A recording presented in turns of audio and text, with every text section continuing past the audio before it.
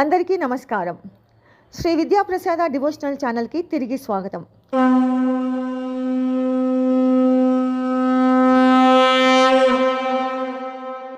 వైశాఖ పురాణం 25వ అధ్యాయము.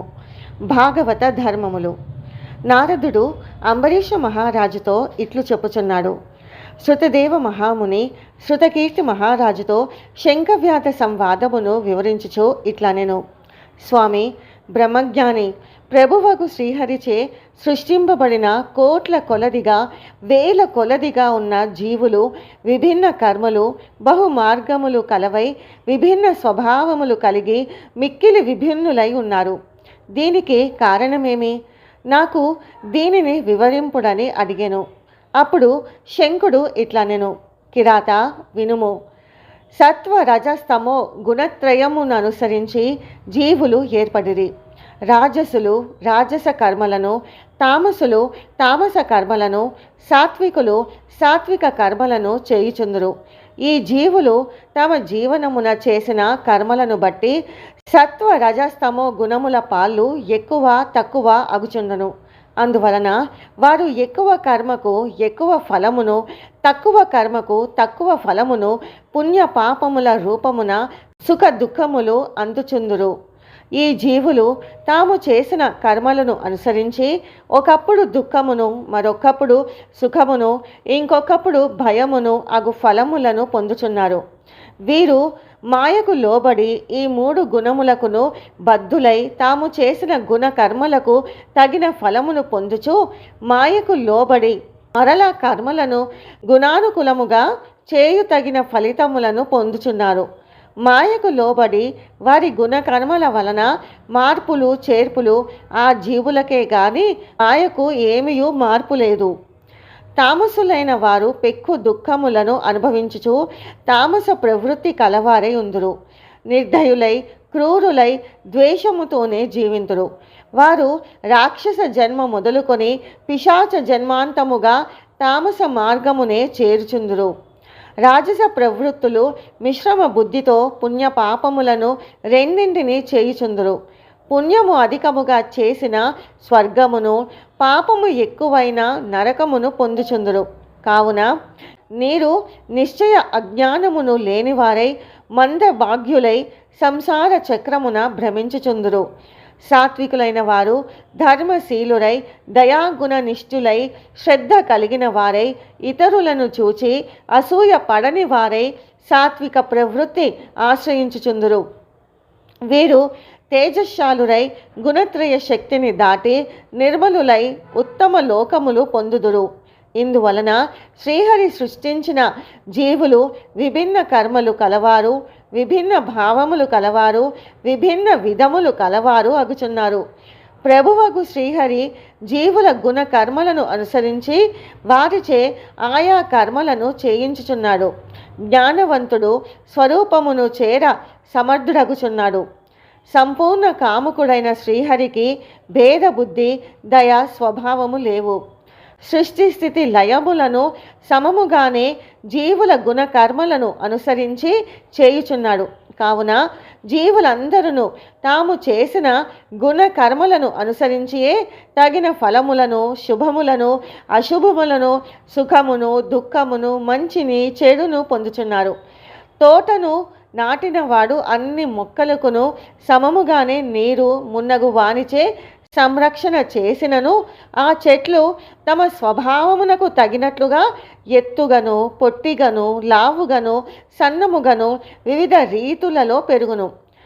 అచట నాటబడినది ముండ్ల చెట్టు అయినచో ముండ్ల చెట్టు వచ్చును, పండ్ల చెట్టు అయినచో పండ్ల చెట్టు వచ్చును. ఇచ్చట గమనింపవలసిన విషయం ఒకటి కలదు.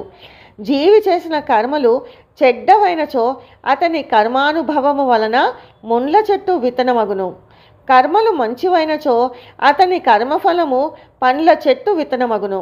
భగవంతుని రక్షణముకు ఉండును. కానీ మనము ముండ్ల చెట్లమా పండ్ల చెట్లమా అన్నది మన కర్మలను గుణములను అనుసరించి ఉండును. తోట కాపరి ఒకే కాలువ ద్వారా వానికి నీటిని పంపును. కానీ ఆ చెట్ల తీరు వేరుగా ఉండుటకు తోట కాపరి వాని గుణములు కారణములు కావు. ఆ చెట్లలోని లక్షణమే వాని వైవిధ్యమునకు కారణమగును కదా అని శంకుడు వివరించెను. కిరాతుడు, స్వామి, సంపూర్ణ జ్ఞాన సంపద కలవారికి సృష్టి స్థితి లయములలో ఎప్పుడు ముక్తి కలుగునో చెప్పుము అని అడిగెను.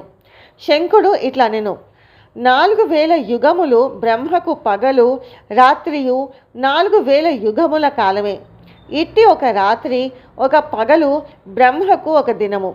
ఇట్టి 15 దినములొక పక్షము. ఇట్టి 2 పక్షములొక మాసము. 2 మాసములొక ఋతువు.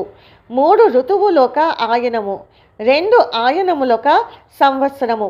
ఇట్టి సంవత్సరములు దివ్యములు 100 అయినచో దానిని బ్రహ్మకల్పమందురు. ఒక బ్రహ్మకల్పము ముగియగానే ప్రళయము ఏర్పడును అని వేద విధులందురు.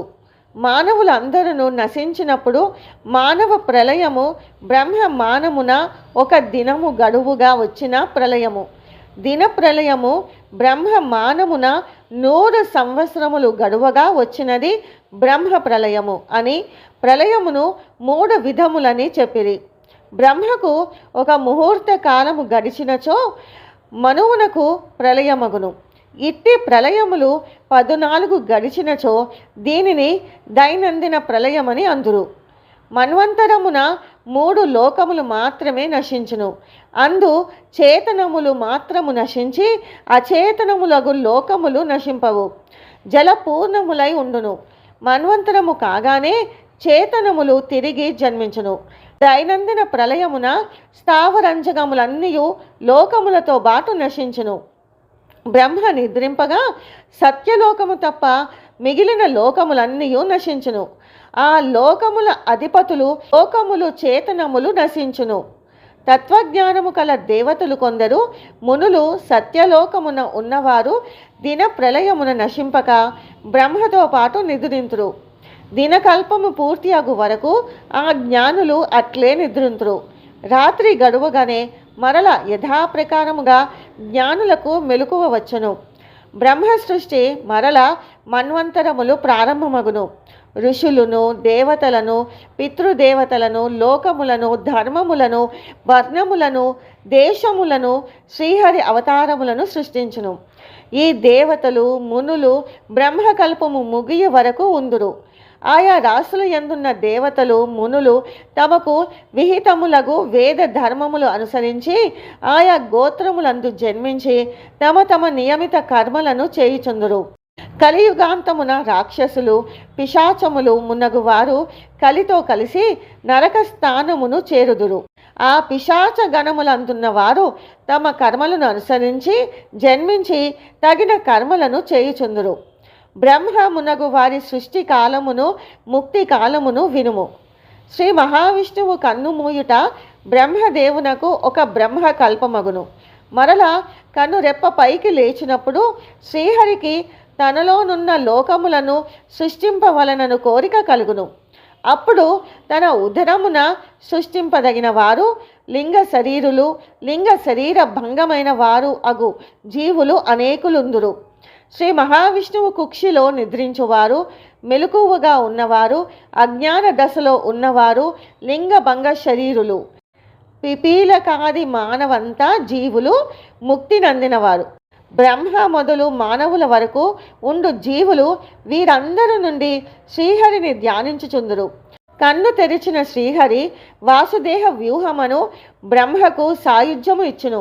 కొందరికి తత్వజ్ఞానమును, సారూప్య ముక్తిని, సామీప్య ముక్తిని, సాలోక్య ముక్తిని వారి వారికి తగినట్లుగా అనిరుద్ధ వ్యూహం అనుసరించి వారి వారికి ఇచ్చును. ప్రద్యుమ్న వ్యూహం అనుసరించి సృష్టి చేయగోరును.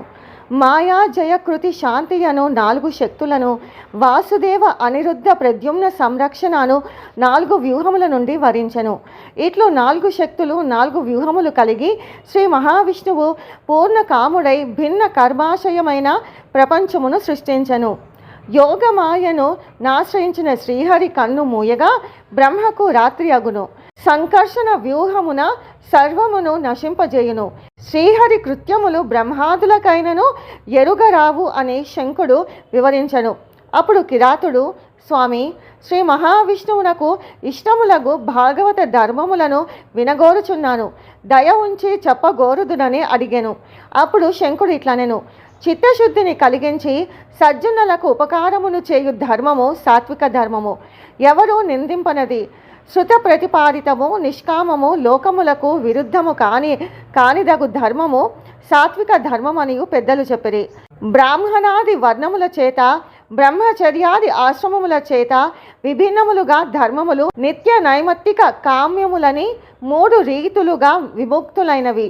4 వర్ణముల వారును తమ తమ ధర్మములను ఆచరించి శ్రీహరికి ఫల సమర్పణ చేసినచో అవి సాత్విక ధర్మములని అందును.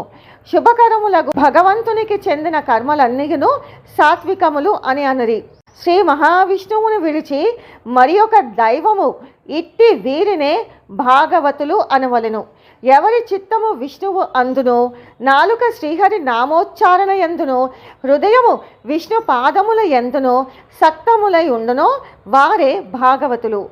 సదాచారములంద ఆసక్తి కలిగి అందరికీ ఉపకారమును చేయుచు మమకారము లేనివారు భాగవతులు.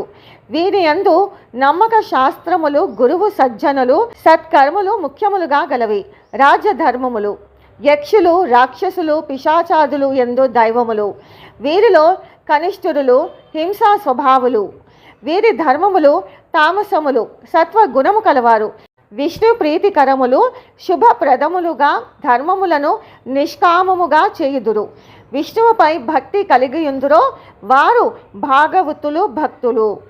వేద శాస్త్రాల యందు చెప్పబడి శాశ్వతములై విష్ణు ప్రీతికరములైన ధర్మములు ఆచరించువారు భాగవతులు. అన్ని దేశముల యందు తిరుగుట, అందరి కర్మలను చూచుట, అన్ని ధర్మములను వినుట, సుఖములపై ఆసక్తి లేకుండుట భాగవతుల లక్షణము. నపుంసకునకు సుందరీమణులు పనికిరానట్లుగా ఈ ప్రపంచ భోగములన్నీ జ్ఞానులకు ఉపయోగింపవు. చంద్రుని చూచి చంద్రకాంతి శిశిల ద్రవించినట్లు సజ్జనులకు మంచివారిని చూచినంతనే మనసు ద్రవించును. ఉత్తములగు శాస్త్ర విషయములను వినుట వలన సజ్జనుల మనసు ప్రదీప్తమై సూర్య కిరణములకు సూర్యకాంతి శిల మండినట్లు ప్రజ్వలించును. కోరిక లేని జనులను శ్రద్ధతో కూడి విష్ణు ప్రీతికరములగు పనులను చేయువాడు భాగవతులు. ఇహపర లోకమును కలిగించు విష్ణు ప్రీతికరములుగా గుణములు సర్వ దుఃఖములను నశింపజేయును. పెరుగును మదించి సారభూతమగు వెన్నను స్వీకరించినట్లు అన్ని ధర్మముల సారము వైశాఖ ధర్మములని శ్రీహరి లక్ష్మీదేవికి పాల సముద్రమున ఉన్నప్పుడు చెప్పెను. బాటసారులకు మార్గమున నీడనిచ్చునట్టి మండపములను చలివేంద్రములు నెరవేర్చుట, విసన కర్రలతో విసురుట మరియు ఉపచారములను చేయుట, గొడుగు, చెప్పులు, కర్పూరము, గంధము దానమిచ్చుట, వైభవమున్నచో వాపీకూప తటాకములను త్రవ్వించుట, సాయంకాలమున పానమును పుష్పములను ఇచ్చుట, తాంబూల దానము, ఆవు పాలు మొదలగు వానినిచ్చుట, ఉప్పు కలిసిన మజ్జిగను బాటసారులకిచ్చుట, తలంటి పోయుట, బ్రాహ్మణుల పాదములను కడుగుట, చాప, కంబలి, మంచము, గోవు మున్నగు వానిని ఇచ్చుట, తేనె కలిపిన నువ్వులనిచ్చుట, ఇవన్నీ పాపములను పోగొట్టును. సాయంకాలమున చెరుకుగడనిచ్చుట, దోస పండ్లు ఇచ్చుట, పండ్ల రసములు ఇచ్చుట, పితృదేవతలకు తర్పణలు ఇచ్చుట, ఇవి వైశాఖ ధర్మములు. వైశాఖ ధర్మములు అన్ని ధర్మములోని ఉత్తమములు. ప్రాతకాలమున స్నానం ఆచరించి విహితములుగా సంధ్యావందనాదులు ఆచరించి శ్రీహరిని పూజించి శ్రీహరి కథలను విని యథాశక్తి దానములు చేయవలెను. వైశాఖమున తలంటి పోసుకొనరాదు, కంచు పాత్రలో భుజింపరాదు, నిషిద్ధములగు ఉల్లి మొదలగు వానిని భక్షింపకుండుట, పనికి మాలిన మాటలను పనికి మాలిన పనులను వైశాఖమున చెయ్యరాదు. సొరకాయ, వెల్లుల్లి, నువ్వుల పిండి, పులి కడుగు, చద్ది అన్నము, నేతి బీరకాయ మున్నగు వానిని వైశాఖమున విడువవలెను. బచ్చల కూర, ములగకాడలు, వండని పదార్థములు, ఉలవలు, చిరుశనగలు వీనిని తినరాదు. ఒకవేళ పైన చెప్పబడిన వానిలో దేనిని భుజించినను 100 మార్లు నీచ జన్మము పొందును, తుదకు మృగమై జన్మించును. ఇందు సందేహము లేదు. ఈ విధముగా శ్రీహరి ప్రీతిని గోరి వైశాఖ మాసమంతయు వ్రతము ఆచరింపవలెను. తాను ఈ మాసమున ప్రతి దినము పూజించిన లక్ష్మీనారాయణ ప్రతిమను వస్త్రములతో దక్షిణలతో యథాశక్తి వైభవముగా బ్రాహ్మణునకు ఇయ్యవలెను. వైశాఖ బహుళ ద్వాదశి నాడు పెరుగు కలిపిన అన్నమును జల కలశమును తాంబూల దక్షిణలను ఇచ్చిన యమధర్మరాజు సంతసించును. పితృదేవతల గోత్ర నామములను చెప్పి పెరుగు అన్నమును గురువులకు శ్రీహరి ఇచ్చిన పితృదేవతలు సంతతింతురు. చల్లని ఉదకమును పెరుగు కలిపిన అన్నమును కంచు పాత్రలో ఉంచి దక్షిణ తాంబూలము భక్ష్యములు ఫలములు ఉంచి పిల్లలు గలవానికి లేదా బ్రాహ్మణునకు ఇచ్చి గోదానము చేసిన శ్రీహరి లోకము కలుగును. ఆడంబరము కపటము లేకుండా వైశాఖ మాస వ్రతము ఆచరించినచో వాని సర్వ పాపములను పోవుటయే కాక వాని వంశమున 100 తరముల వారు పుణ్యలోకములు పొందుదురు. వైశాఖ వ్రతము ఆచరించిన వారు మరణ అనంతరమున సూర్యలోకమును శ్రీహరి లోకమును చేరుదురు అని శంఖముని కిరాతునకు వైశాఖ ధర్మములను వివరించుచుండగా 5 కొమ్ములు గల మర్రి చెట్టు నేలపై పడెను. అందరూ ఆశ్చర్యపడిరి. ఆ చెట్టు తొర్రలో నుండి పెద్ద శరీరము కల భయంకర సర్పము బయటకు వచ్చి సర్పరూపమును విడిచి ఆ మునికి తల వంచి నమస్కరించి నిలిచెను అని శృతదేవుడు శృతకీర్తికి చెప్పెను. ఈ విషయమును నారదుడు అంబరీషునకు చెప్పెను. వైశాఖ పురాణం 25వ అధ్యాయం సంపూర్ణం. ఓం నమో నారాయణాయ. ఓం నమ శివాయ. స్వస్తి.